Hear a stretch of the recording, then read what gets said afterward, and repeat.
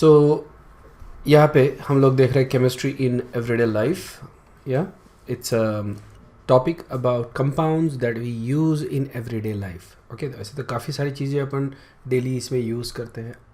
Some of the things we have already seen, जैसे plastic है या फिर सेलुलोज फॉर एग्जांपल. ओके, ये सारी चीज़ें अपन ने ऑलरेडी देखी है बायोमोलिक्यूल्स में. उसके अलावा there are lot of other things that we use. For example we use medicines. Okay, वो अपन डिस्कस करेंगे इस चैप्टर में. उसके बाद we use chemicals in food, जैसे प्रिजर्वेटिव्स यूज़ करते हैं या स्वीटनर्स यूज़ करते हैं, उसके बारे में डिस्कस करेंगे. And then soaps and detergents. अब एक्चुअली सोप्स एंड डिटर्जेंट का डिस्कशन ऑलरेडी प्रीवियस चैप्टर में हो चुका है. एक जस्ट ओवरव्यू कर लेंगे and that should be fine for us. Okay, क्योंकि उसको डिस्कस कर चुके हैं अपन ऑलरेडी.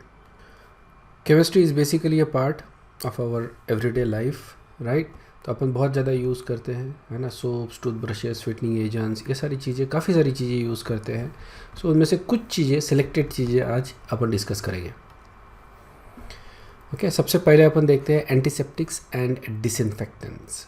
ओके, ऑब्वियसली जब से ये लॉकडाउन हुआ है, basically we know we have been using these quite a lot, isn't it. तो these are the agents that either kill or prevent the growth of microorganism. All right, antiseptics कौन से होते हैं? These are the ones that are applied to the living tissue. Okay, या फिर जैसे wounds हो गए या cuts हो गए, यहाँ पे जो लगाते हैं अपने को, जो लगता है उसको अपन डिसइंफेक्ट करने के लिए जो चीज़ यूज़ करते हैं, दैट इज़ एंटीसेप्टिक. ठीक है ना. अपन कहीं गिर गए या कुछ हो गया अपना, तो basically the first thing we need to do is to disinfected. तो उसके लिए अपन एंटीसेप्टिक्स यूज़ करते हैं. ऑलराइट, अगर नहीं करेंगे तो क्या हो जाएगा? सेप्सिस हो जाएगा या फिर किसी तरह का इन्फेक्शन हो जाएगा, which can be dangerous, isn't it. तो इसलिए अपन एंटीसेप्टिक्स यूज़ करते हैं. कॉमन एंटीसेप्टिक्स जो है वो है alcohol, benzalkonium chloride, boric acid या फिर हाइड्रोजन पेरोक्साइड. ठीक है. So we use these type of antiseptics. Hydrogen peroxide पहले ज़्यादा यूज़ करते थे, आजकल अपन नहीं यूज़ करते बेसिकली. ओके, लेकिन alcohol, benzalkonium chloride, these are very common today. The next is disinfectant. Okay, disinfectant can not be applied to the living tissue. ठीक है, टर्म्स में ही डिफरेंस है बेसिकली, राइट. एंटीसेप्टिक्स ये अपन लिविंग टिश्यू के ऊपर अप्लाई करते हैं, डिसइंफेक्टेंट नहीं करते. लेकिन कुछ जो चीज़ें होंगी, जैसे अल्कोहल फॉर एग्जांपल, ये दोनों कैटेगरीज में आएगा, इजंट इट. तो ये अल्कोहल एज अ एंटीसेप्टिक करके भी आएगा और एज अ डिसइंफेक्टेंट करके भी आएगा. या for example hydrogen peroxide is also in both the categories basically. लेकिन इन जनरल जो एंटीसेप्टिक्स होते हैं दे आर स्लाइटली माइल्डर, और डिसइंफेक्टेंट दीज आर स्ट्रॉन्गर. ये अपन नॉन लिविंग चीज़ों के ऊपर लगाते हैं. ओके, जैसे कोई सरफेस अपने को क्लीन करना है या सरफेस अपने को डिसइंफेक्टेंट करना है, तो उसके लिए अपन डिसइंफेक्ट करना है, तो उसके लिए डिसइंफेक्टेंट अपन यूज़ करते हैं. जैसे for example sodium hypochloride. Sodium hypochloride ये ब्लीचिंग एजेंट है. Okay, it's a strong oxidising agent. उसी तरह से calcium hypochloride, these are also very strong oxidising agent, bleaching agent. ये दोनों चीज़ें स्ट्रॉन्ग रहने की वजह से अपन बॉडी के ऊपर नहीं लगा सकते. सरफेसेस को अगर लगाते हैं, सरफेसेस अच्छी तरह से क्लीन होगा. क्लोरामीन है, क्लोरीन डाइऑक्साइड है. Okay, that is a oxidising oxide of chlorine, है ना. ये अपन हाइड्रोजन पेरोक्साइड और अल्कोहल दोनों जगह आता है basically. So that is the difference between antiseptic and disinfectant. Alcohol का थोड़ा सा एक नोट देख लो अल्कोहल के बारे में. Alcohol acts as a coagulating agent for protein. Okay, तो ये प्रोटीन जो होते हैं ना माइक्रो ऑर्गेनिजम्स के, उन प्रोटीन्स को ये कोएगुलेट करता है और उस तरह से उनका ग्रोथ रोकता है. Okay, 70% alcohol is actually more effective than 100% alcohol. ध्यान में रखना है. ओके, 100% अल्कोहल तो वैसे भी नहीं होता है, क्योंकि alcohol itself is a dehydrating agent, and as a result of that it will always have some moisture. Okay, and we also know कि water and alcohol actually forms azeotropic mixture. Alright, तो 100% alcohol generally नहीं होता. इसको spirit बोलते हैं अपन 100% alcohol को. या but we don't actually use 100% alcohol, we use 70% alcohol. The reason for that is 70% alcohol has more penetrating power to the organism. As a result of that, it is more effective. Okay, 100% alcohol करता क्या है कि it dehydrates the organism completely, okay, and it causes और creates a sporing effect, spores बना देता है microorganisms के. It doesn't kill, it basically makes it a spore, जिसके वजह से ये डॉर्मेंट स्टेज में चले जाएगा. और जब फेवरेबल कंडीशन रिटर्न होगी, राइट, जैसे ही अल्कोहल का इफेक्ट चले गया वहाँ से, अल्कोहल इवापोरेट हो गया, now the favourable condition will start to return again and this organism will again start to grow. Okay, so इसलिए we don't use 100% alcohol, we use 70% alcohol. ठीक है, नेक्स्ट जो है अपन डिस्कस कर रहे हैं एंटी माइक्रोबियल्स, एंटीबायोटिक्स भी जिसको बोलते हैं अपन. एक जनरल टर्म आता है एंटी माइक्रोबियल्स. इसमें एंटी फंगल रहेंगे, एंटी बैक्टीरियल रहेंगे, एंटी प्रोटोजोआ, एंटी वायरसेस, है ना, अलग अलग रहेंगे. एंटीबायोटिक्स जो होते हैं they basically target bacteria, antivirals viruses को टारगेट करेंगे, एंटी फंगल फंगस इन्फेक्शन को टारगेट करेंगे, एंटी प्रोटोजोआ अलग अलग प्रोटोजोआस जो होते हैं, अमीबा हो गया, पैरामोसियम हो गया, या फिर इवन आई थिंक जो अपना ये होता है ना मलेरिया, उसके भी प्रोटोजोआ होते हैं, है ना, तो उसको भी टारगेट किया जा सकता है using anti protozoals. Okay, these are different categories of the drugs जो एक स्पेसिफिक टाइप के ऑर्गेनिजम्स को टारगेट कर रहे हैं. ओके, सबसे ज़्यादा कॉमन जो होता है हमारे लिए that is antibiotics, isn't it. Antibiotics ये बैक्टीरियाज को स्पेसिफिकली टारगेट करते हैं. ऑलराइट, एंटी फंगल जो होते हैं that is also very common. Fungal infection हमारे लिए बहुत ज़्यादा कॉमन है. स्पेसिफिकली ये वो जगह पे होती है हमको जहाँ पे मॉइस्चर ज़्यादा होता है consistently. Okay, for example shoes पकड़ लो. ओके, शूज़ में अगर बहुत ज़्यादा कोई शूज़ पहनता है and he is not regularly replacing the socks, okay, तो उसके वजह से एथलीट्स फूट करके फंगल इन्फेक्शन होता है पैरों में. ओके, मॉइस्चर रहता है फूट में, उसके वजह से ये एथलीट्स फूट में फंगल इन्फेक्शन होता है. तो उसके लिए अपन एंटी फंगल ये यूज़ करते हैं. प्रोटोजोआ जो होते हैं जैसे अमीबा, ये तो डिसेंट्री वाले जो कार्यक्रम होते हैं ना, बेसिकली बाहर का खा लिए तो उसके वजह से पेट में चले जाता है, तो उसकी वजह से. तो यहाँ पे अपन डिस्कस नहीं करेंगे. बेसिकली एंटीवायरल, एंटी फंगल, ये सारी चीज़ें डिस्कस नहीं करेंगे. हम सिर्फ यहाँ पे एंटीबायोटिक्स इसको डिस्कस करेंगे, क्योंकि ये otherwise it becomes a very big topic. Okay, and these are not that important from our standpoint. Antibiotics अपन सबसे ज़्यादा कॉमनली यूज़ करते हैं, isn't it. Everybody knows that. कुछ भी हो जाता है तो we go and take some antibiotic, isn't it. तो उसके बारे में डिस्कस करते हैं अपन. और antibiotic itself is a big topic. Yeah so antibiotics, okay, these are used to treat bacterial infection.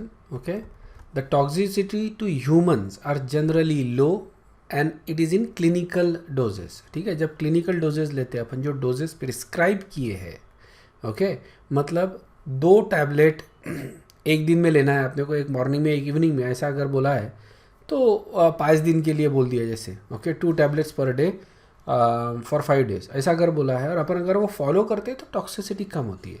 लेकिन अगर अपने ही मन से अपन टैबलेट्स लेने लग गए, राइट, हमने दिन के 2 की जगह 4 टैबलेट खा लिया, 5 दिन की जगह 10 दिन कंटिन्यू कर लिए टैबलेट्स, तो टॉक्सिसिटी ज़्यादा रहेगी.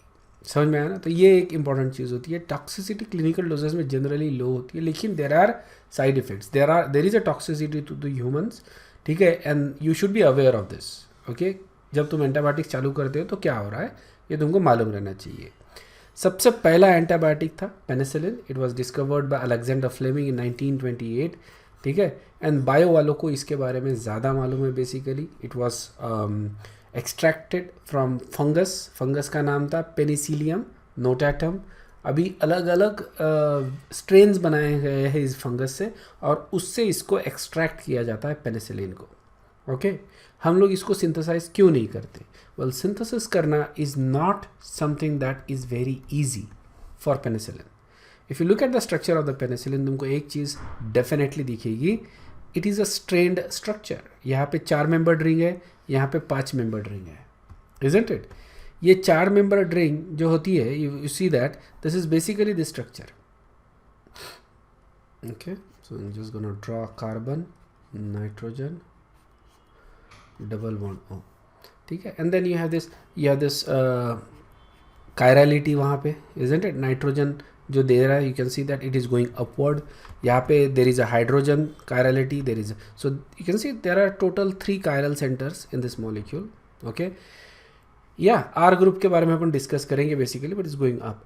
सो if you call this, if you recall this, this is alpha carbon and this is beta carbon.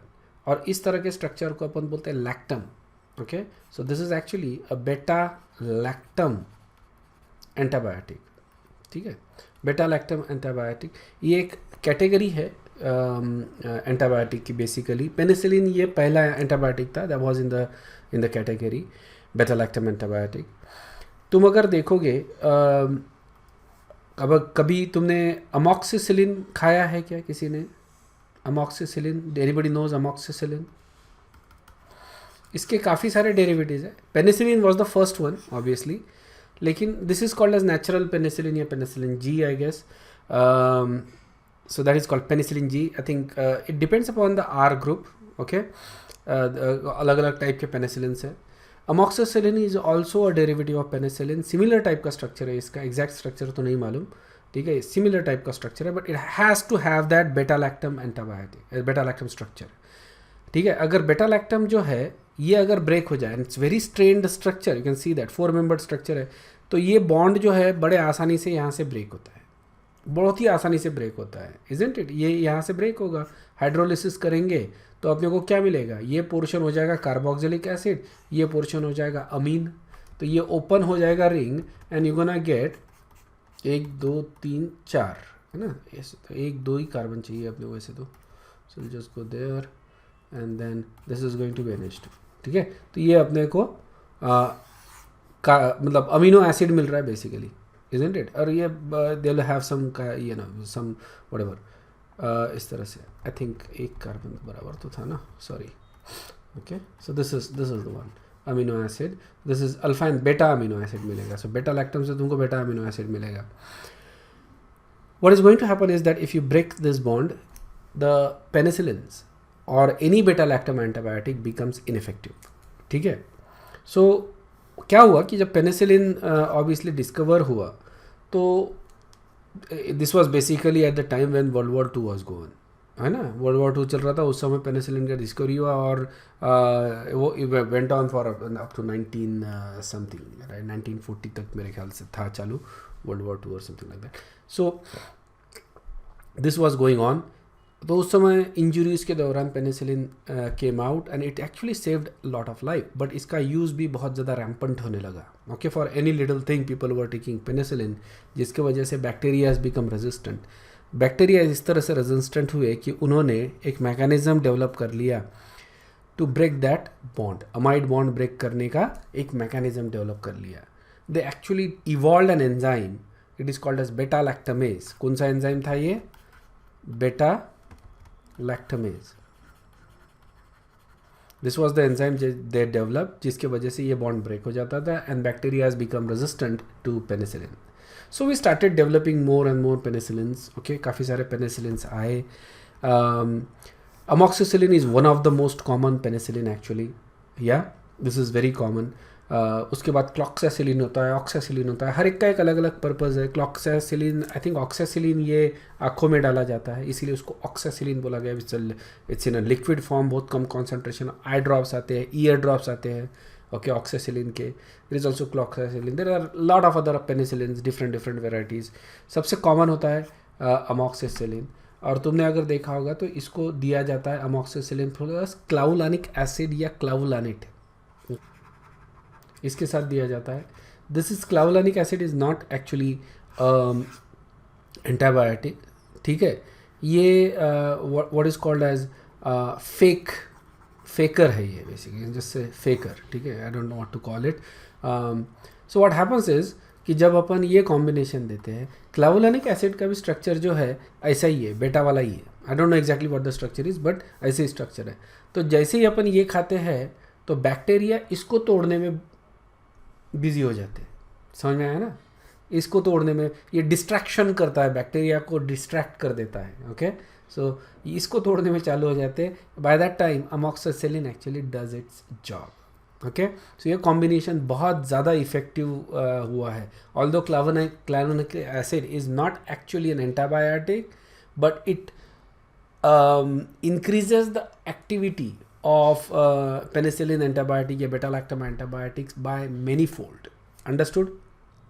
Okay, antibiotics जो है they can be bacteriostatic and bactericidal. ठीक है. तो या स्टैटिक का मतलब है ग्रोथ रोकेंगे, साइडल मतलब बैक्टीरिया को मारेंगे. दो तरह के एंटीबायोटिक्स है, दोनों इफेक्टिव है. ऐसा नहीं है कि ग्रोथ रोका तो इफेक्टिव नहीं है, ऐसा कुछ नहीं है. Basically both of them are actually effective. ठीक है, इतना है कि बैक्टीरियोस्टैटिक वालों का साइड इफेक्ट थोड़ा कम होता है, बैक्टीरियोसाइडल वालों का थोड़ा साइड इफेक्ट ज़्यादा होता है. That's it, but both of them are effective. ये डॉक्टर डिसाइड करता है कि किस तरह का एंटीबायोटिक्स देना है, which one is more effective, ये डॉक्टर डिसाइड करता है. तो ये इनिबिट करते हैं compound, stop the growth of bacteria.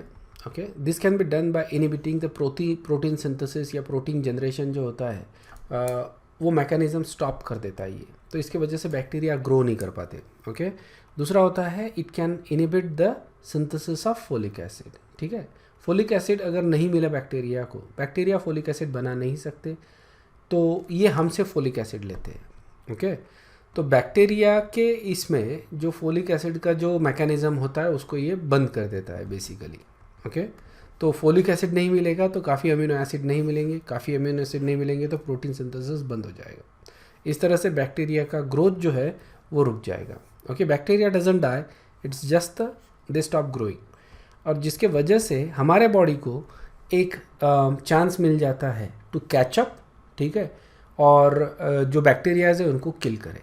हमारा जो उसके बाद हमारा जो खुद का जो डिफेंस मैकेनिज्म होता है, it becomes more effective. Next is bactericidal, they kill the bacteria. ये किया जाता है by disrupting the cell wall. जो बैक्टीरिया की जो सेल वॉल होती है उसको डिसरप्ट करके जो अंदर का कंटेंट है पूरा बाहर आ जाता है बेसिकली, यू नो. तो इट डाइज.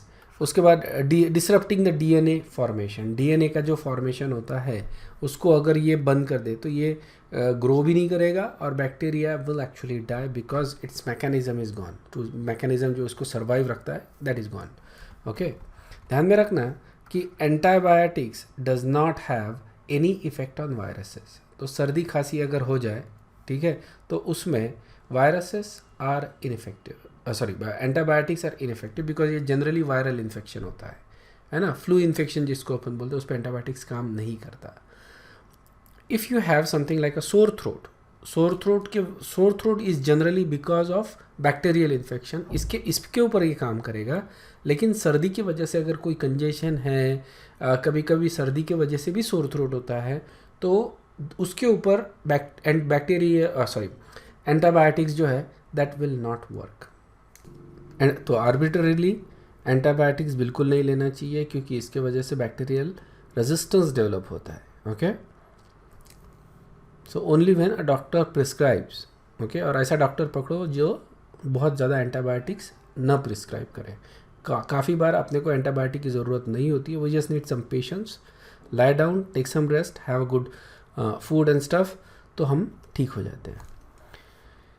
क्लासेस देखो, अलग अलग क्लासेस है, मोड ऑफ एक्शंस भी अलग अलग है एंटीबायोटिक्स के. उसके हिसाब से इनको क्लासीफाई किया गया है बेस्ड अपॉन किस तरह से ये एक्ट करते हैं, इनका स्ट्रक्चर क्या है, इस हिसाब से इनको क्लासीफाई. काफ़ी सारे एंटीबायोटिक्स है. यहाँ पे सिर्फ अपना एक कुछ मैंने दिया है इन द टेबुलर फॉर्म. ये सारे डिस्कस नहीं कर सकते, it's too much, isn't it. इसके ऊपर मतलब बुक्स लिखे गए हैं हर एक के ऊपर, so we can't actually discuss that. Penicillin जो होता है और सिफेलोस्पोरिन, ये दोनों बेटा लैक्टम एंटीबायोटिक्स हैं. ओके, दोनों सिफेलोस्पोरिन्स एंड पेनिसिलिन. पेनिसिलिन में तुम्हारे को पेनिसिलिन, अमोक्सिसिलिन, क्लॉक्सासिलिन, ऑक्सासिलिन, ये सारे जो भी सिलिन में आ रहे हैं, these are all penicillins. Okay, cephalosporin ये उसके बाद आए हुए ड्रग्स है, बेसिकली सिग्निफिकेंटली रिसेंट ड्रग्स है and these are very strong.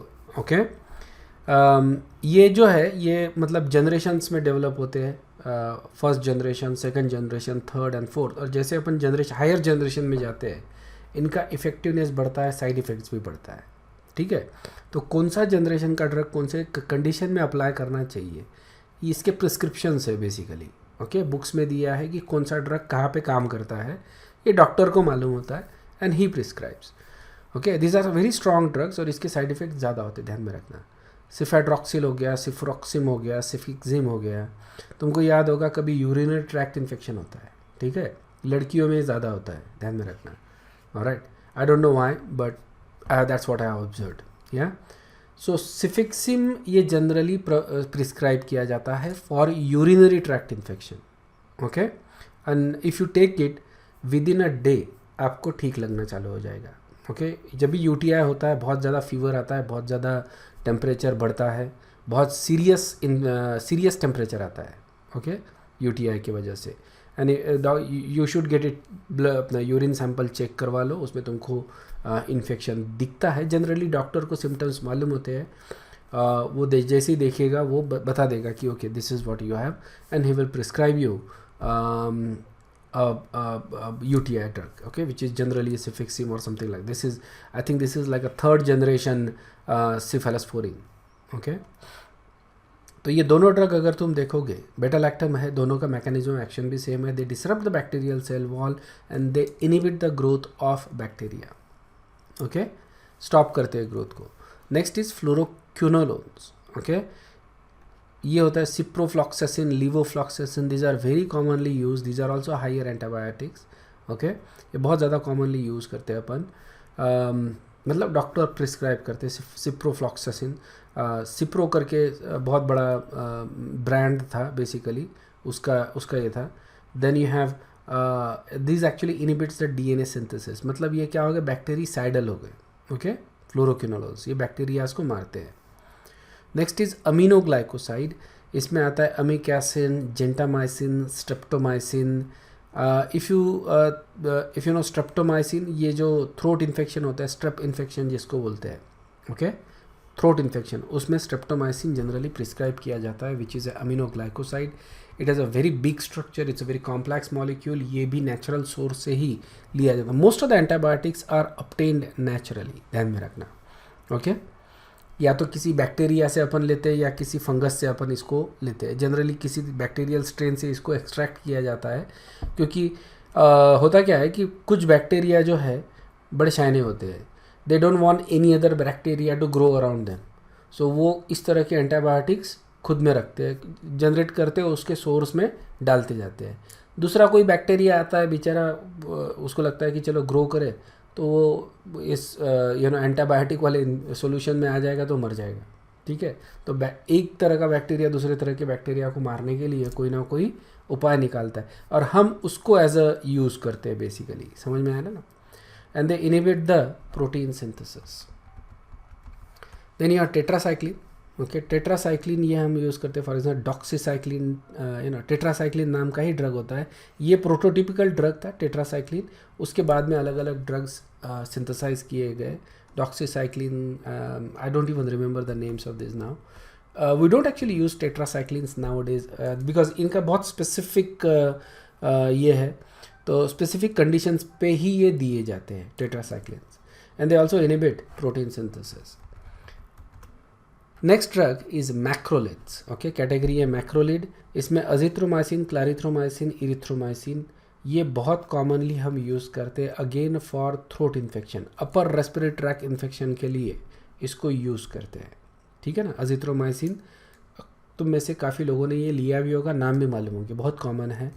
Okay, azithromycin मेरा फेवरेट है बेसिकली। ठीक है, काफ़ी बार थ्रोट इन्फेक्शन होता है, राइट, मेरा कंटिन्यूसली स्पीकिंग रहने की वजह से थ्रोट के ऊपर ऑब्वियसली स्ट्रेन होता है, और अगर कहीं से मैं कुछ खा पी लूँ बाहर का फिर, तो ये काफ़ी बार हो सकता है, सर्दी के साथ जनरली होता भी है। तो अजिथ्रोमाइसिन या इरिथ्रोमाइसिन ये तुम ले सकते हो, but you need to make sure कि तुम कौन सा, इसमें 2 स्ट्रेन्स आते हैं 250 और 500 मिलीग्राम, कौन सा स्ट्रेन ले रहे हो और उसके डोजेज क्या है, ये डॉक्टर से पूछ के ही लेना है। ओके, कोई भी एंटीबायोटिक अपने मन से नहीं लेना है। ठीक है, it inhibit the protein synthesis. Sulfonamide, okay, sulfonamide अपन यूज़ करते हैं। These are, if you remember we also synthesized some sulfonamide, ये अमीन्स चैप्टर में अपन ने सिंथेसाइज किए थे, you guys remember that. Alright, इसमें obviously these are more complex, okay, इनका स्ट्रक्चर बहुत ज़्यादा कॉम्प्लेक्स है। सल्फासेटामाइड, सल्फोमेथाक्साजोल, ये भी यूटीआई के लिए प्रिस्क्राइब किए जाते हैं। I think I don't know much about them, but I think they are also prescribe for UTI, ठीक है। जनरली सल्फोनामाइड जो होता है वो ट्राइमिथोप्रिम के साथ कॉम्बिनेशन में दिया जाता है। जिस तरह से अपन ने पेनिसिलिन का बात किया था ना, पेनिसिलिन और मतलब अमोक्सिसिलिन और क्लाउलोनिक एसिड, राइट, क्लाउलोनिक एसिड उसको हेल्प करता है, उसी तरह से ट्राइमिथोप्रिम ये सल्फोनामाइड को हेल्प करता है, ओके। तो they actually inhibit folate synthesis, folic acid जो होता है फोलेट सिंथेसिस इसको इनिबिट करता है, मतलब ये बैक्टीरियोस्टैटिक है, isn't it.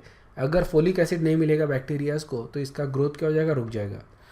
So they which is necessary for the bacterial cell wall, hold on second, अगर बैक्टीरियल सेल वॉल के सिंथेसिस में, I think yeah that's fine, bacterial cell wall के सेल वॉल को डिसरप्ट नहीं कर रहा है basically, it just bacterial cell wall नहीं बना सकता तो बैक्टीरिया का ग्रोथ ही रुक जाएगा। The next type of drugs we have is basically anti fertility drug, okay. These are the drugs that are used to inhibit pregnancy, pregnancy को रोकने के लिए इसको यूज़ करते हैं। These are also called as contraceptives या birth control pills, okay, contraceptive pills बोला जाता है या birth control pill बोला जाता है। These are of two type, इसमें होता है प्रोजेस्ट्रोजन, दो टाइप के आते हैं basically, you don't have to worry about this, progestogen only pill and progestogen plus estrogen combination pill, ठीक है। Basically you need to know the differences between these two. Obviously it's better, अगर तुमको लेना है तो you to go to a gynaecologist and then, obviously लड़के नहीं ले सकते इसको, right.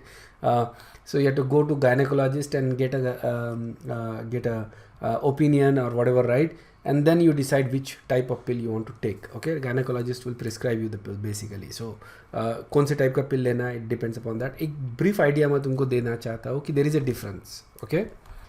So first of all, progestogen they only inhibit the formation of progestogen which is a female hormone, okay। और ये हार्मोन नेसेसरी होता है फॉर प्रोजेस्टेशन, मतलब प्रेगनेंसी के लिए ज़रूरी होता है, तो ये इसका इनिबिट हो गया मतलब प्रेगनेंसी नहीं रहेगा, ओके। सेकंड होता है progestogen plus estrogen pill, okay, both of them are again female hormone. Progestogen सिर्फ इसको ये कर रहा था, अब एस्ट्रोजन जो है, ओके, ये भी इसमें ऐड कर दिया कॉम्बिनेशन पिल, ओके। तो ये दो हार्मोन जब अपन यूज़ करते हैं बेसिकली, ओके, ये दो हार्मोन, सो जो यूटरस का जो नॉर्मल मेंस्ट्रुअल साइकिल होता है ये उसी इसमें चलते रहेगा, ओके।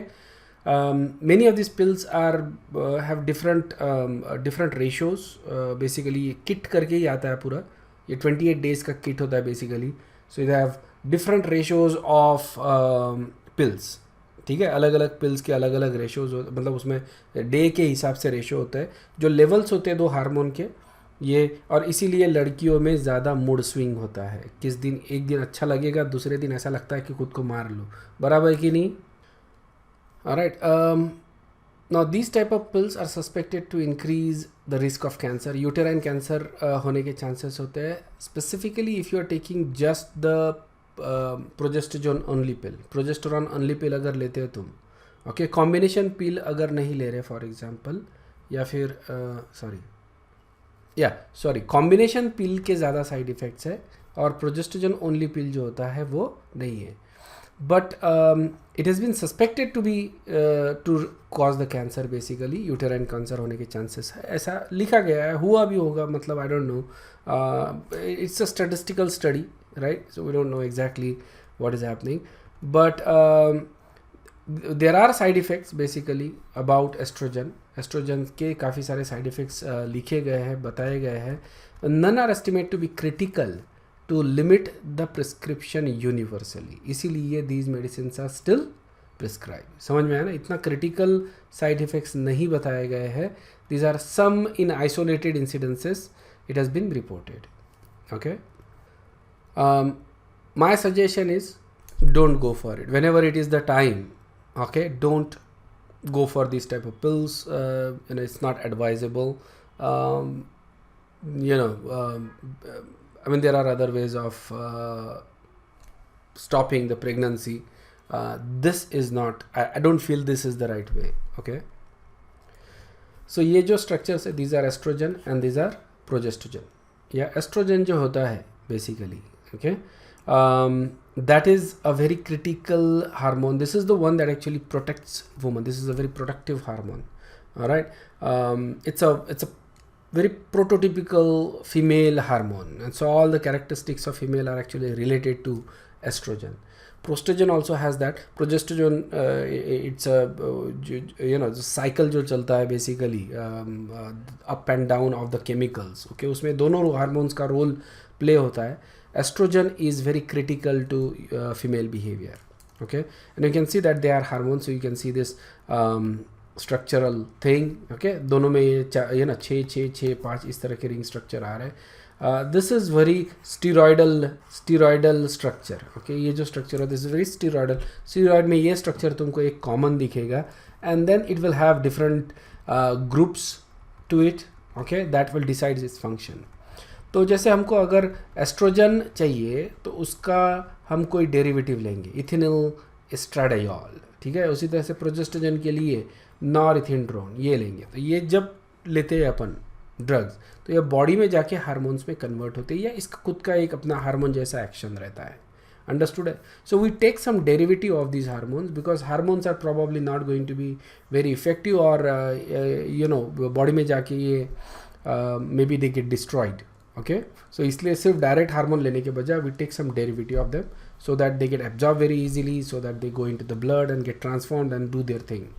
अंडरस्टूड है क्या? High levels of this hormones sense negative feedback to the hypothalamus. ये अपने दिमाग होता है, तीसरी आँख जिसको बोलते, सॉरी तीसरी आँख पिट्यूटरी को बोलते हैं, राइट. हाइपोथैलेमस ये पिट्यूटरी के ऊपर होता है बेसिकली. तो this is the boss basically which releases the hormone to pituitary, और पिट्यूटरी से अपने को बाकी के हार्मोन्स रिलीज होते हैं. सो हाइपोथैलेमस को फीडबैक भेजता है to decrease the release of FSH, follicle stimulating hormone, और LH, यूटिलाइजिंग हार्मोन. इसका डिक्रीज करने के लिए फिर हाइपोथैलेमस पिट्यूटरी को बोलता है. सो मतलब हो क्या रहा है कि जब इनका लेवल ज़्यादा होता है अपने बॉडी में, तो हाइपोथैलेमस हार्मोन्स सिक्रीट करता है to the pituitary. Pituitary decreases the release of this hormone. ठीक है, तो ये दो हार्मोन्स इनका जो लेवल है वो डिक्रीज होता है, जिसके वजह से फिर ओव्यूलेशन नहीं होता. ठीक है, ओव्यूलेशन इज नेसेसरी के लिए अपने को ये दो फॉलिकल स्टिमुलेटिंग, फॉलिकल ये तुमको बायो में आया होगा नीट में, ल्यूटिनाइजिंग हार्मोन, ये दो चीज़ें हुआ है ना ये तुम्हारा. ओके, सो इसमें FSH और LH ये दो टाइप के हार्मोन ओव्यूलेशन के लिए ज़रूरी होते हैं. ऑलराइट, अब यहाँ पे ये हार्मोन नहीं आ रहा है तो ओव्यूलेशन नहीं होगा, मतलब प्रेगनेंसी नहीं होगी. Okay, so these are steroids, remember, या स्टीरॉयडल हार्मोन्स है. Moving on, next type of drug are anti histamine, जिसको अपन एंटी एलर्जिक ड्रग बोलते हैं. ओके, एलर्जिक रिस्पॉन्स में जो अपन लेते हैं, these are called as anti histamine. These are biogenic amines, ये स्ट्रक्चर दिया है इसका, बायोजेनिक अमीन है. Right, this is like a imidazole ring structure, उसके ऊपर ये लगाया हुआ है, ये हो जाता है अपना मीन्स इसको इमिडाजोल बोलते हैं. इफ यू रिमेंबर, ये अरोमेटिक कंपाउंड है, इजंट इट. लास्ट इसमें एक बार क्वेश्चन पूछा था, which of the nitrogen is most basic, ये इनको अरेंज करने के लिए बोल दिया था. Remember always primary amines are most basic, primary या सेकेंडरी या टर्शरी अमीन अगर है तो वो सबसे ज़्यादा बेसिक होता है, वो सबसे ज़्यादा बेसिक होता है. Then you have a lone pair of nitrogen यहाँ पे that is involve in the resonance, so ये लीस्ट हो गया. ओके, एंड ये मोस्ट हो गया. अंडरस्टूड है. सो ये बेसिसिटी तुमको वर्कआउट करती आनी चाहिए, इसका अपन ने ऑलरेडी देख लिया है, isn't it. Histamines has varied functions in the body. इसके दो रिसेप्टर्स होते हैं, H1 and H2 receptors. H1 receptor is a vasodilator basically. It contracts the smooth muscles of the bronchi and gut. Bronchi बोले तो अपना ये हो गया पैसेज, ठीक है ना, उसका जो स्मूथ मसल्स है और गट, इनको कॉन्ट्रैक्ट करता है. And it also causes pain and itching. समझ में आया. सो H1 रिसेप्टर जब एक्टिवेट होगा तो क्या होगा, वेसोडायलेशन होगा. मतलब क्या होगा कि बेसिकली आदमी थोड़ा सा लाल हो जाएगा. ठीक है, इजंट इट, वेसोडायलेशन हो जाएगा ना, तो ब्लड सर्कुलेशन ज़्यादा हो जाएगा तो थोड़ा सा लाल दिखेगा, फ्लशिंग जिसको बोलते हैं. So this actually clauses flushing. Okay. Smooth muscles और गट को कॉन्ट्रैक्ट करेगा. ओके. तो ब्रीदिंग, सो स्मूथ मसल्स को अगर कॉन्ट्रैक्ट कर रहा है, ब्रोंकाई को अगर कॉन्ट्रैक्ट कर रहा है तो ब्रीदिंग डिफिकल्टी आएगा, सफोकेशन. ओके. और गट को अगर कॉन्ट्रैक्ट कर रहा है, so it is possible to actually do I think diarrhoea हो सकता, I don't know. Okay, maybe diarrhoea होता है. Okay. Okay. Then pain and itching, खुजली. ठीक है, that is something. So if you look at this, the symptoms are typical of an allergic response. Allergic response के symptoms है. Okay. तो क्या मैं बोल सकता हूँ H1 receptor is related to allergic response? Yes, ये ध्यान में रखना है. ओके. H2 रिसेप्टर ये अगर एक्टिवेट हो जाए तो it actually stimulates gastric acid release in stomach. ठीक है, तो स्टमक में एसिड का सिक्रेशन होता है. तो मैं बोल सकता हूँ H2 receptor is related to acidity.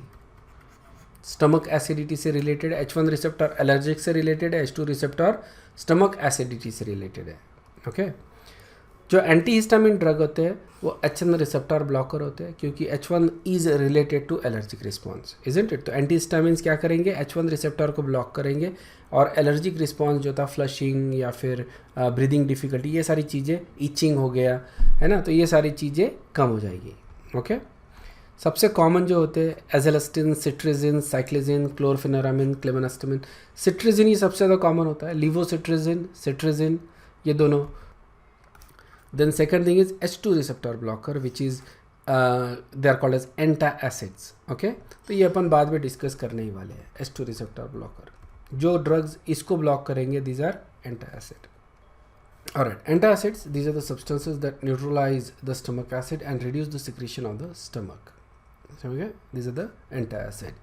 They usually are given when there is excess production of acidity in the stomach. तो ज़्यादा प्रोडक्शन होता है जिससे अपने को एसिडिटी होती है और हार्ट बर्न होता है. ठीक है, ये थोड़ा सा संभल के रहना. Okay. Heart burn, it feels like you are actually having a heart attack. So this compounds are mostly basic compounds रहेंगे. काफ़ी जो कंपाउंड्स होते हैं एसिडिटी के लिए जो यूज़ करते हैं अपन, जो ओवर द काउंटर जिसको बोलते हैं, OTC जिसको बोलते हैं ड्रग, मतलब जो तुम कहीं से भी खरीद सकते हो, जर बेसिक और ये करते हैं. तो we have already seen some of this like baking soda है ना, कैल्शियम कार्बोनेट, मैग्नीशियम कार्बोनेट, ये अपन at the same time aluminium carbonate और मैग्नीशियम कार्बोनेट ये भी यूज़ करते हैं. दिस इज इनका जो कॉम्बिनेशन होता है वो जेलिसोल में यूज़ किया जाता है. ओके, जेलूसल में यूज़ किया जाता है for acidity. These are basic compound, mild basic होते हैं और ये अपन लेते हैं. Okay. Drugs that reduce the secretion of the stomach acid, these are actually gaining more popularity now. ये लॉन्ग टर्म के लिए यूज़ किए जाते हैं. इनका इफेक्ट ज़्यादा स्ट्रॉन्ग होता है और ये ज़्यादा इफेक्टिव होते हैं. Basically stop the acidity. इसमें दो टाइप्स होते हैं. एक तो होता है H2 रिसेप्टर ब्लॉकर जो अभी थोड़ी देर पहले अपन ने डिस्कस किया, and then proton pump inhibitor. दोनों एसिडिटी को स्टॉप करते हैं, मतलब एसिड सिक्रेशन को ही रोक रही है. ओके. H2 रिसेप्टर ब्लॉकर ये होते हैं हिस्टामिन रिसेप्टर ब्लॉकर. हिस्टामिन जो अपने स्टमक में होता है, हिस्टामिन रिसेप्टर, उसका काम होता है एसिड सिक्रेट करना. ठीक है, अब उसको अगर ब्लॉक कर रहे हैं तो एसिड सिक्रेशन ब्लॉक हो गया. ओके. तुमने रैनिटिडीन ये नाम शायद से सुना होगा, इसको रैंटैक बोलते हैं. रैंटैक और जैंटैक, ये लिखा ही है यहाँ पे मैंने, रैंटैक और जैंटैक. ओके. ये ब्रांड नेम है बेसिकली. अगर तुम फार्मेसी में रैंटैक या जैंटैक मांगोगे तो तुमको ये देगा और इसका मतलब है तुमको एसिडिटी है. समझ में आया? सो इससे क्या हो रहा है कि एसिड सिक्रेशन ब्लॉक हो रहा है. Next is proton pump inhibitors. इसमें ओमेप्राजोल ये सबसे पॉपुलर ड्रग है. ओके. सबसे कॉमन है basically, not most effective probably but most common one. और लैंसोप्राजोल, पेंटोप्राजोल, ये भी ड्रग इसमें आते हैं, प्रोटॉन पंप. और देखो इसको लेके भी किस तरह से फार्मास्यूटिकल कंपनीज ने, ये भी एस्ट्राजेनेका का मॉलिक्यूल है, इसको लेके भी किस तरह से कंपनी ने बेवकूफ़ बनाया लोगों को. ठीक है. जब तक ओमेप्राजोल का पेटेंट था उसको बेचा बढ़िया हाई रेट में. जब पेटेंट एक्सपायर हो गया, अब बाकी कंपनियाँ इसको चिल्लर में बेचने लग गई है ना. तो अभी एस्ट्राजेनेका तो इसको उस रेट पे नहीं बेच सकती थी। इसमें भी उनको पता चला कि R और S आइसोमर है और इसमें S isomer is actually effective, R isomer is not effective. तो उन्होंने नया ड्रग लाया प्यूरिफाई करके, उसको बोल दिया एसओमेप्राजोल। समझ में आया क्या? ये नया ड्रग, ओके, रेट है 50 टाइम्स। ऑलराइट, नेक्स्ट जो कंपाउंड्स अपन देख रहे हैं, दीज आर एनाल्जेसिक्स। ठीक है, एनाल्जेसिक्स ये कंपाउंड जो होते हैं दे रिलीव पेन। ओके, इसमें दो टाइप के एनाल्जेसिक्स होते हैं, नॉन नार्कोटिक और नार्कोटिक। ओके, दो टाइप के एनाल्जेसिक, मैं डिफरेंस एक्सप्लेन करके बताता हूँ। Alright, now these inhibit the synthesis of prostaglandin. Prostaglandin, these are chemical pain signaling things basically, या pain signaling chemicals। ये जब रिलीज होते हैं तो पेन होता है। It's a body's way of saying कि यहाँ पे बेटा जख्म हुई है, कुछ ना कुछ कर, अदरवाइज हमको कैसे पता चलेगा? लगा तो पता नहीं चलेगा ना, है ना? कहीं कट गया तो कभी कभी अपने को पता नहीं चलता है। सो ये प्रोस्टाग्लैंडिन जब रिलीज होते हैं तो पेन होता है। It's a body's way of signalling us. ठीक है, it's a good thing actually, लेकिन वी कैन टॉलरेट पेन, इसलिए हम पेन किलर्स खाते हैं। Aspirin, paracetamol, ibuprofen, nimesulide, diclofenac, naproxen. ठीक है ना, these are painkillers. Aspirin और पैरासीटामोल ये हम फीवर के लिए भी लेते हैं, बुखार अगर आता है उसके लिए भी लेते हैं, तुमको मालूम ही होगा। आइबुप्रोफेन ये जनरली अपन पेन के लिए लेते हैं। निमोस्लाइड ये काफ़ी कंट्रीज़ में बैंड है, ओके, इंडिया में नहीं है। There is some side effect to it, but you know it's a good drug for pain and fever. सारे के सारे पेन और फीवर के लिए यूज़ किए जाते हैं। Ibuprofen also relieves the fever, लेकिन ये इसका मेजरली इसको पेन के लिए यूज़ किया जाता है। ठीक है, it works pretty well for headache. ज़्यादा नहीं खाना चाहिए, अदरवाइज स्टमक अल्सर होने के चांसेस रहते हैं, which is actually quite bad. ठीक है ना, क्योंकि ये देखो एसिड का सिक्रेशन भी रोकते हैं ना, ओके, थोड़ा बहुत, तो उसका वो साइड इफेक्ट है एसिड सिक्रेशन रोक देते हैं। क्योंकि और तो अब तुमको हाइपर एसिडिटी नहीं है ना, उस समय अगर एसिड का सिक्रेशन रोकेंगे तो जो स्टमक है उसके वजह से स्टमक की लाइनिंग जो है वो ख़राब हो जाती है basically. Prostaglandin also has a protective role to the stomach. अब इसका अगर सिंथेसिस इनहिबिट हो गया तो जो प्रोटेक्टिव लाइनिंग होती है स्टमक की वो डिस्ट्रॉय होती है और स्टमक अल्सर्स उससे भी होते हैं। डाइक्लोफिनैक, ठीक है, it's a very powerful pain killer, powerful pain killer. कभी डॉक्टर जब दांत निकालता है या कुछ करता है, अगर डेंटिस्ट के पास गए हो तुम, तो तुमको देखा है उसके बाद में डॉक्टर जो है 1-2 दिन के लिए तुमको डाइक्लोफिनैक देता है, और it's a really very nice pain killer, it's a very strong pain killer. ठीक है, नेप्रोक्सेन ये मैंने अभी तक इंडिया में नहीं देखा इसका prescription, but it is a very powerful, it's even more powerful than diclofenac. ठीक है ना, इससे भी ज़्यादा पावरफुल है नेप्रोक्सेन, बट इंडिया में डाइक्लोफिनैक से काम चल जाता है basically. Okay, so their analgesic effect is mild to strong basically. These are very weak in terms of analgesic effect. These are you can say mild. Diclofenac, naproxen are moderate. Okay, they do not cause loss of consciousness. They are perfectly safe. They are not addictive at all. ठीक है ना, so they do not produce any physical or psychological dependence. तो addictive नहीं है basically. All right. They also have antipyretic effect. Antipyretic मतलब fever कम करने का, जैसे एस्प्रिन, पैरासीटामोल, आइबुप्रोफेन, निमोस्लाइड, ये पेन भी कम करते हैं, फीवर भी कम करते हैं, lowers the body temperature. They also have anti inflammatory property, इसीलिए अपन इनको NSAIDs बोलते हैं, non steroidal anti inflammatory drugs. Okay, NSAIDs, NSAIDs, okay, non steroidal, क्योंकि ये स्टीरॉयडल नहीं है इसलिए non steroidal, anti inflammatory drugs, ये इन्फ्लामेशन को कम करते हैं, but at the same time they also reduce the fever and they reduce the pain. Okay, so this is the structure of the aspirin. इसमें कौन से स्ट्रक्चर तुमको ध्यान में रखने हैं वो देख लो, ये स्ट्रक्चर, 2 स्ट्रक्चर ध्यान में रखने प्लस पैरासीटामोल, ये 3 structure, aspirin, ibuprofen. I think ibuprofen नहीं ध्यान में रखा तो भी चलेगा, एस्प्रिन और पैरासीटामोल ये 2 स्ट्रक्चर तुम ध्यान में रखो। ठीक है, एस्प्रिन तो मस्ट है, ये तुमको ध्यान में रखना है, बाकी नहीं रखना है ध्यान में, सिर्फ 2 स्ट्रक्चर तुम ध्यान में रखो इसमें, दैट शुड बी फाइन। तो नॉन नार्कोटिक पे बात आता है। नार्कोटिक, तुमको मालूम होगा गवर्नमेंट में नार्कोटिक डिपार्टमेंट होता है। ठीक है ना, मतलब कि इसमें कि कोई भी मेडिसिन अगर तुम्हारे पास अगर मिल जाती है विदाउट प्रिस्क्रिप्शन, है ना, 10 साल की जेल है बेसिकली, जो भी है 7 साल 10 साल, आई डोंट नो कितने साल की जेल होती है, लेकिन जेल पक्का होगा, ठीक है। This is band, alright. ये विदाउट प्रिस्क्रिप्शन, मतलब अगर तुमको ये टैबलेट कैरी करना है तो डॉक्टर का प्रिस्क्रिप्शन भी साथ में कैरी करना है, डॉक्टर का नंबर और सब कुछ कैरी करना है। This is very bad. I have not seen the use of narcotic in India, लेकिन यूएस में देर is a रैम्पंट use of narcotic drugs. Doctor धड़ल्ले से प्रिस्क्राइब करते हैं और वहाँ के लोग, पेशेंट जो है, धड़ल्ले से खाते हैं। Okay, they get addicted to it. तो उसके बाद एक बार एडिक्ट हो जाए तो डॉक्टर का धंधा पक्का, फार्मासिस्ट का धंधा पक्का, फार्मास्यूटिकल कंपनी का धंधा पक्का, गवर्नमेंट को अलग से टैक्स मिल रहा है वो भी पक्का। मरता कौन है इसमें? पेशेंट।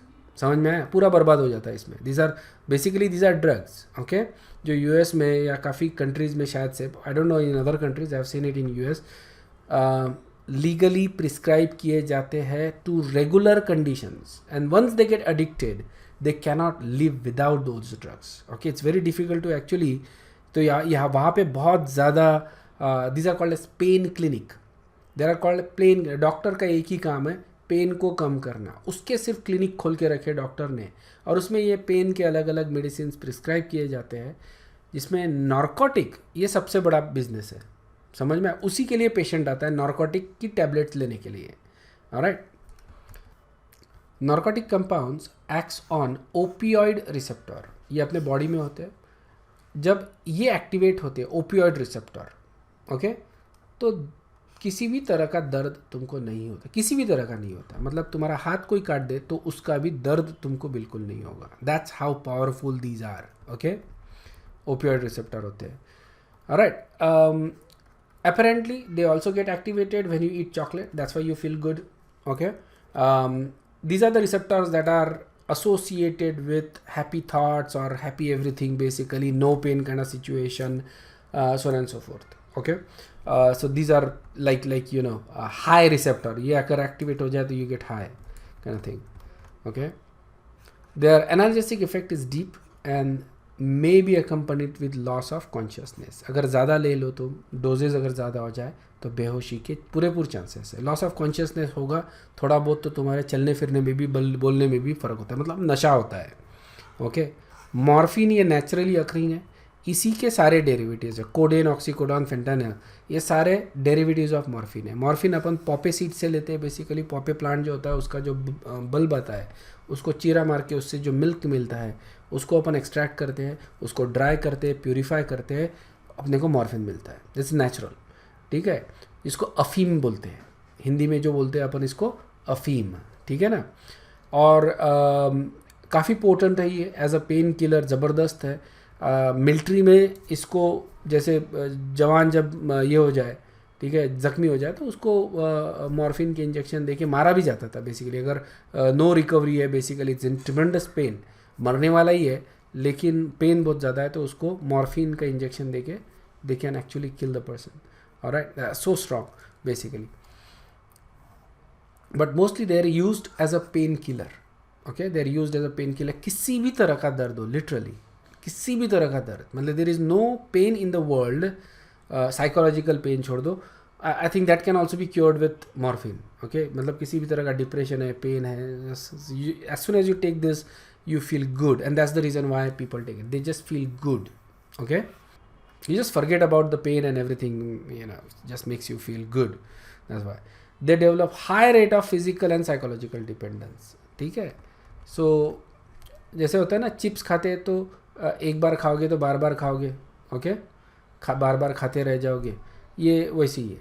एक बार खाओगे या 2 बार खाओगे ना, तो ये बार बार खाते रह जाओगे। You cannot get away from this, you cannot turn them down. That's why they develop dependence on this. All right, very serious physical as well as psychological dependence. Physical dependence ये तुमको शायद से अभी तक टर्म मालूम नहीं है, ठीक है। मतलब तुमने कभी देखा होगा किसी दारू पीने वाले को, जो रोज़ दारू पीता है, एडिक्टेड है, उसको अगर दारू ना मिले तो कैसा बिहेव करता है वो, राइट? शेकिंग हो जाएगा, पसीना आ जाएगा उसको, उसके स्पीच में फ़र्क पड़ता है। He doesn't know what to do, he is constantly searching for his dose, है ना। साइकोलॉजिकल डिपेंडेंस रहता है, फिजिकल डिपेंडेंस। जनरली अल्कोहल में फिजिकल डिपेंडेंस नहीं होता, it's more like a psychological dependence. but just take that symptom and multiply it by 100. ठीक है, what you get is a dependence on morphine. Okay, that's how these people behave. They are so out of it, and it's really a physical dependence. Okay, literally ऐसा shake करते हुए देखा, मतलब जवान लड़का 20-22 साल का लड़का शेक कर रहा है, पूरा पसीने से ऐसा लग रहा है कि नहा के आया है, लिटरली शेक कर रहा है. And then immediately after he take the tablet, he was just normal. Okay, that's how physical and psychological dependence work. The body rapidly develops tolerance to this drug. इसकी वजह से क्या होगा, फिर तुमको ज़्यादा लेना पड़ेगा. बहुत महंगे ड्रग्स होते हैं ये, मतलब तुमको कुछ ना कुछ बेचना पड़ेगा, गिरवी रखना पड़ेगा for that. And that's how people get destroyed basically, because of the money, because of this thing. Okay. This is morphine, ये naturally occurring है. Then codeine, oxycodone, fentanyl, these are all derivatives of it. The most potent is actually fentanyl, most potent. Morphine जो है, this is like 30 milligram, 60 milligram, इस तरह के tablets आते हैं. Okay. Fentanyl जो है, I think like 5 microgram ऐसे कुछ आते हैं इसके tablets नहीं आते ये. इसके पैचेस आते हैं, पैचेस लगाते हैं. लॉलीपॉप आते हैं इसके फेंटानिल के. They just went out of it basically this companies to give you fentanyl. Lollipop आते हैं फेंटानिल के. Okay, and this are super expensive. या सुपर एक्सपेंसिव लॉलीपॉप्स, डोंट, मतलब it's not something you can afford. Right. And these are basically tablets. The rest of it is basically tablet. समझ में आया ना. Fentanyl मैंने मतलब ये देखा है कि फेंटानिल में तो इन्होंने क्रिएटिविटी का तो हद पार कर दी पैसा कमाने के लिए. मतलब अब obviously these are effective. Just imagine करो यार, इंडिया में डाइक्लोफिनेक के ऊपर कुछ नहीं देते and we are still surviving, isn't it. We don't feel pain, कुछ भी हो जाए, एक्सीडेंट हो जाए, डाइक्लोफिनेक से काम हो जाता है. When I had my accident, मेरा जो हाथ टूटा था, डिसलोकेट हुआ था, we just had a diclofenac रे, और कुछ नहीं था. इससे पेन हो गया था ख़त्म. ये सब लेने की ज़रूरत नहीं है. Okay, you don't actually need those kind of drugs. And then fentanyl is like so potent कि ये तुमको माइक्रोग्राम में लगे. Just imagine कि then this is like a holy grail of pain medicines, isn't it? तो they just went out of it. Patches बनाए. Okay, so patches लगाते हैं. You also have lollipops basically. It doesn't matter how you take it. Body the thing actually ultimately undergoes your body में जाता है, and then you just feel good. Okay. I think it gets destroyed by the stomach acid. It becomes ineffective. इसलिए इसको तुम ले नहीं सकते मुंह से. लॉलीपॉप देखो ये क्या होता है, मुंह से एब्जॉर्ब होता है. ठीक है ना. अब absorb, not absorb, sorry, absorb होता है मुंह के म्यूकस लाइनिंग से. सो दैट्स वाई, क्योंकि मुंह में काफ़ी ज़्यादा ब्लड सर्कुलेशन होता है ना, उससे ये एब्जॉर्ब होता है. Okay, next is tranquilizers. Tranquilizers, they are used for psychological stress, mild to severe mental disorder. This is one of the problem that you all should watch, right. कहीं कुछ है तो नहीं गड़बड़. Okay, stress, right. स्ट्रेस या anxiety जिसके वजह से साइकोलॉजिकल स्ट्रेस आता है basically in our body, and sometimes it is just there, we don't know why. Sometimes is just there. Everybody goes through it. I went through it. Everybody does, okay, at some stage in life. But you learn to deal with it, ठीक है, over a period of time. So there is nothing wrong with you. Again remember that. It's just the hormones are playing trick and hide and seek with you, trick and treat with you. Okay, so hormones are playing this little trick and treat with you. That's the reason why you feel bad. All right, यहाँ पे depression हो सकता है, किसी तरह का other thing. सो essentially tranquillisers क्या करते हैं, they reduce anxiety. Okay, anxiety को रिड्यूस करते हैं. That's why they actually make you feel good. समझ में आया ना. डिप्रेशन को कम करते हैं ट्रैंक्विलाइजर्स, या साइकोलॉजिकल स्ट्रेस को कम करते हैं. Right. Everybody has that. Doesn't mean that you should go and take tranquilizers. Obviously psychologist के पास जाके चेकअप करवा लो. ओके, काउंसलिंग सेशन करवाओ, and then if he feels then he can prescribe you tablets. Otherwise you don't actually need one. बहुत ज़्यादा अगर uncontrolled होता है, you just feel consistently bad about it, so then you can go and see a side. There is nothing wrong with it. ध्यान में रखना. Okay, going and getting a professional help is always a good thing. always, you can go and get yourself checked, get your consult basically to a good psychologist, किसी पहचान वाले के पास जाना from your friend or family, okay, and then he will give you a right advice, okay. This is very important because now आज की दुनिया में social contact कम हो गया है और ऑनलाइन सोशलाइजेशन ज़्यादा, जिसके वजह से काफ़ी सारे प्रॉब्लम्स क्रिएट हो रहे हैं, ऑलराइट. डिप्रेशन ये हमारे वक्त नहीं था, अब बहुत ज़्यादा हो चुका है, okay.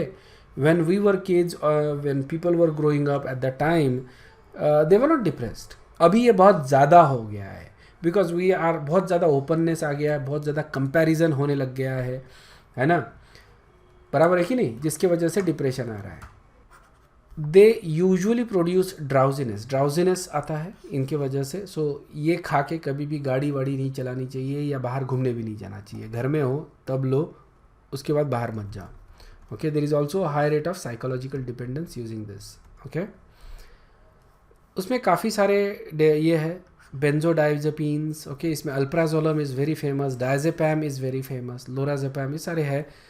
These are all tranquilizers, okay. Benzodiazepines की कैटेगरी है ये. Then you have SSRI, selective serotonin reuptake inhibitor, citalopram, paroxetine, fluoxetine, ये बहुत ज़्यादा कॉमन है. इसको बोलते हैं हैप्पी पिल बोलते हैं. बेसिकली इसका मतलब है खाने के बाद बहुत खुश रहोगे, ओके. मतलब वो दिन में तारे दिखते हैं, चांद नहीं दिखते, वो सब जो होता है ना बेसिकली, है ना, बहुत कलरफुल लगती है दुनिया, ये वो वाली कैटेगरी है basically, okay. You are just lost into your world. Then you have barbiturates, tricyclic antidepressants. ये अमिट्रिप्टिलिन दिया, ट्राइसाइक्लिक है इसलिए इसको ट्राइसाइक्लिक में डाला है. Basically same thing, and you can see the name of these are very ये ना सिमिलर टाइप ऑफ नेम्स है. तो ये, so you just need to know few of these names, you don't need to know all of the names, okay. मैंने examples दिए हैं but don't. यहाँ पे भी देखो, सिटालोप्रैम, एसिटालोप्रैम, गड़बड़ तुमको यहाँ पे तुरंत में दिखनी चाहिए. सिटालोप्रैम, एसिटालोप्रैम, है ना, एस आइसोमर है यहाँ पे. Alright, next thing we gonna look at is chemicals in food, okay. We have अलग अलग केमिकल्स अपन यूज़ करते हैं. फ्लेवर्स, स्वीटनर्स यूज़ करते हैं, food colours, fat emulsifiers, antioxidant, preservatives, supplemental nutrition, काफ़ी सारी चीज़ें यूज़ करते हैं अपन, ठीक है. So we are not going to discuss all of these, remember that, ठीक है. एंटीऑक्सीडेंट्स बहुत ज़्यादा आजकल फूड में डालना पड़ता है basically because we use packaged food, isn't it, इसलिए एंटीऑक्सीडेंट्स रहता है उसमें, BHA, BHT, तो इनको अपन डिस्कस करेंगे. प्रिजर्वेटिव्स को भी डिस्कस करने वाले हैं और स्वीटनर्स को डिस्कस करेंगे, बाकी चीज़ें नहीं कर रहे हैं अपन, ओके. सप्लीमेंटल न्यूट्रिशन तो यू ऑलरेडी नो, है ना, B1, B2 जो भी होते हैं विटामिन्स, मिनरल्स, वो अपन फूड में ऐड करते हैं, क्योंकि जैसे मिल्क में आजकल विटामिन D ऐड किया जाता है, ऑलराइट. काफ़ी, अगर तुम बड़े ग्रॉसरी स्टोर में जाओ ना तो वहाँ पे तुमको कैल्शियम युक्त, विटामिन D युक्त मिल्क मिलेगा. Food preservative, okay. प्रिजर्वेटिव्स क्यों ऐड करते हैं? To prevent the rancidity of the food and to inhibit the growth of micro organism, okay. Essentially हम फूड को ख़राब नहीं होने देना चाहते, उसका शेल्फ लाइफ बढ़ाना चाहते हैं, इसलिए उसमें अपन प्रिजर्वेटिव ऐड करते हैं. ये हम सालों से करते आ रहे हैं, अचार बना रहे, बेसिकली मुरब्बा बना रहे, isn't it. These are all made with preservative. Salt and sugar, these are acting as preservatives, yeah. So that is salt and sugar that acts as preservative, जिसमें हम जैम्स, पिकल्स, ये सारी चीज़ें बनाते हैं. Chemically there are lot of other preservatives. सबसे common मैंने तुमको शायद से आगे बताया भी था शायद से एक बार, sodium benzoate, that is a preservative, that is the sodium benzoate. Structure देखने की ज़रूरत ही नहीं है ना, बहुत आसान सा स्ट्रक्चर है इसका. सो ये प्रिजर्वेटिव करके, इट्स अ सॉल्ट बेसिकली. तो this prevents the growth of micro organism, इसलिए इसको यूज़ करते हैं अपन. उसके अलावा, okay, you have BHA, butylated, so this is actually BHT, butylated hydroxytoluene, and this is BHA, butylated hydroxyanisole. देखो difference कहाँ आ रहा है, यहाँ पे OH है, यहाँ पे OH नहीं है, यहाँ पे OH है, यहाँ पे मिथिल ग्रुप है, यहाँ पे OH है, और यहाँ पे OH है, यहाँ पे मिथॉक्सी ग्रुप है, ये डिफरेंस है. And then one of the tertiary butyl group is less, okay, on anisole. तो थोड़े से स्ट्रक्चर ध्यान में रखो इनके, obviously. ये BHA, butylated hydroxytoluene. I think that is something we can always remember. Butylated hydroxytoluene. Okay. और ये होता है अनिसोल. Okay. और ये फिर इसको अपन अनिसोल बोलते हैं, isn't it? So butylated hydroxy anisole. Clear है? So ये अपन स्ट्रक्चर का नाम ध्यान में रखते हैं अपन. These are antioxidants, yeah. Next is sweetening agents. Okay. Sugar को अपन नहीं खा सकते in many conditions. We don't want to eat because sugars provide calories, isn't it? तो sweetening agent अपन ऐड करते हैं ताकि अपने को स्वीट टेस्ट तो आए लेकिन कैलोरीज ना मिले. ओके. तो इसलिए अपन स्वीटनिंग एजेंट्स ऐड करते हैं. सो ये पर्टिकुलरली डायबिटिक पेशेंट्स जो होते हैं, डायबिटिक लोग जो होते हैं, या फिर जो शुगर नहीं खाना चाहते for what ever health reason या डाइट में है, सो उनके लिए बड़ी अच्छी बात है ये. सो यहाँ पे पहला अपन जो देख रहे हैं that is saccharin. Okay. Remember these are very important things. Okay. ये जो अपन स्वीटनिंग एजेंट्स जो देख रहे हैं इसके ऊपर क्वेश्चन आने के ज़्यादा चांसेस है अगर क्वेश्चन आए हैं इस टॉपिक से. तो सैकरीन तुमने देखा होगा, स्वीट एंड लो ये ब्रांड नेम है उसका, रजिस्टर्ड ट्रेडमार्क है. That is the sweet and low का सैचेट आता है बेसिकली. ओके. या फिर पैकेट भी आता है स्वीट एंड लो का. ठीक है. So that is the structure of the saccharin. This is the first artificial sweetener, पहला डेवलप हुआ था. This was actually being developed for some condition, I don't know, I think some kidney condition के लिए as a drug molecule करके develop कर रहे थे. और इसका उस कैटेगरी में कोई खास इफेक्ट नहीं था, but somebody actually found out that, accidentally शायद से किसी ने टेस्ट किया होगा इसको, they found out it is actually extremely sweet. Okay. It is actually 300 to 500 times sweeter than the sugar. 300 से 500 गुना ज़्यादा स्वीट है शुगर से. ऑलराइट. तो जैसे ये पता चला, ये भी पता चला it has no side effect, it gets pretty much eliminated unchanged via urine. So they started marketing that as a artificial sweetener. Okay. Sweet and low, it is excreted and changed in the urine. Sodium salt of saccharin is more palatable and free from unpleasant aftertaste. ठीक है. Although it says free from aftertaste, मैंने try किए हैं. I used to eat that basically. काफ़ी लोगों को sugar नहीं पसंद, so they only keep sweet and low. तो whenever I cannot drink the coffee or tea with this basically. I would rather have a sugar-free coffee or tea rather than this because मेरे को after taste आता ही है. I'm very sensitive to taste actually. तो मुझे तो आता ही है. एक तरह का bitter after taste होता है which I feel. Okay. You know the diet coke भी आता है. diet coke में भी इसी तरह के chemicals use किए जाते हैं. Even that I cannot drink because I always feel the after taste. Next आता है अस्पार्टेम. ओके. इसका ब्रांड नेम होता है Aminosweet. This is actually 200 times sweeter than sugar. Okay. It is a dipeptide. It is a dipeptide of aspartic acid and phenylalanine. तुमको याद होगा ये aspartic acid and phenylalanine, इसका ये dipeptide. इसके structure देख लेना, दोनों के स्ट्रक्चर देख लो. Make sure you know the structure of aspartic acid and phenylalanine. It is mainly used as a table top sweetener. इसको कुकिंग में अपन यूज़ नहीं करते, as a table top sweetener करके इसको यूज़ करते हैं. ओके. क्योंकि क्या होता है कि हाई टेम्परेचर पे it gets broken down. It's a dipeptide, isn't it? It's a dipeptide. तो अगर हीट करेंगे तो पेप्टाइड बॉन्ड जो है ब्रेक हो जाते हैं इनटू कॉन्स्टिट्यूएंट अमीनो एसिड में, और इसके बाद इसकी टेस्ट गायब हो जाती है basically. Sweet it is not a sweet any more.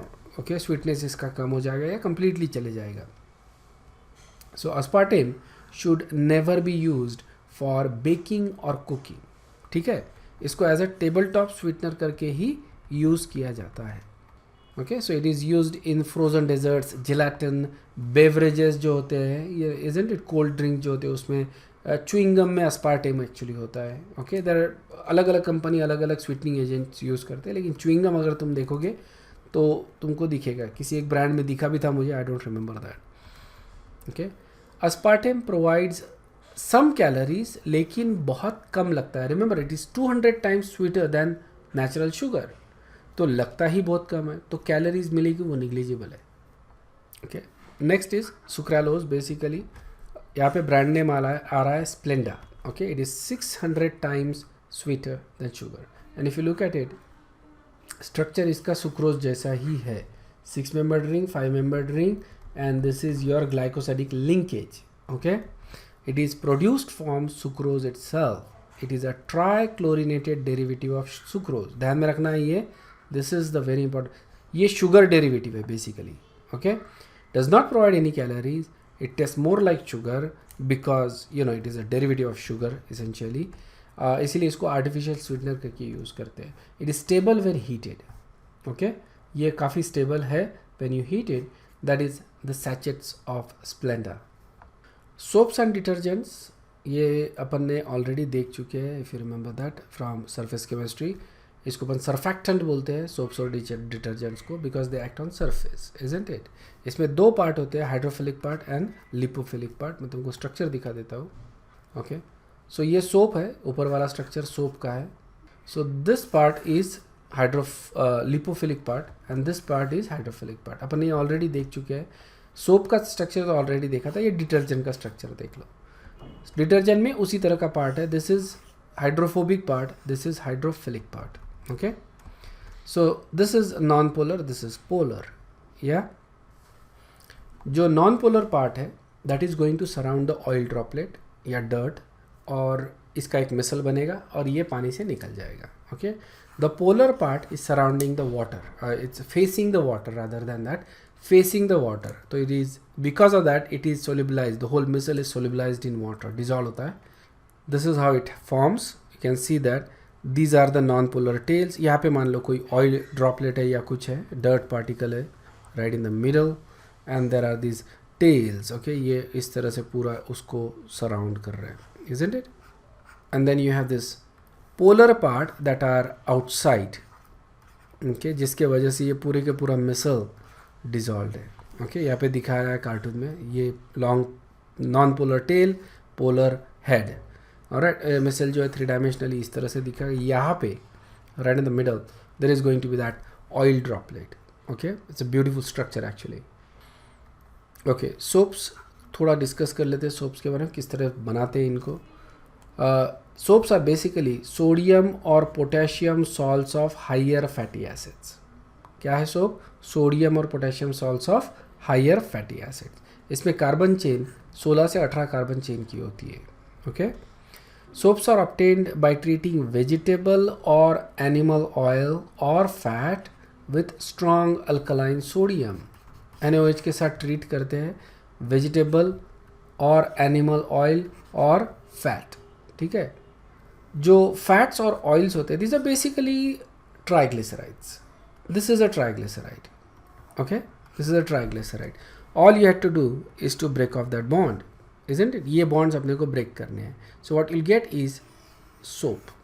Okay, ये छोड़ ये निकल जाएगा as a glyceride. Okay, it's a glycerol basically. और ये जो particles independent मिलेंगे तुमको chains, these are going to be the soap particles. तो जो process होता है जिससे अपन soap बनाते हैं that is called as saponification. Okay, this is the process that is used for making soap.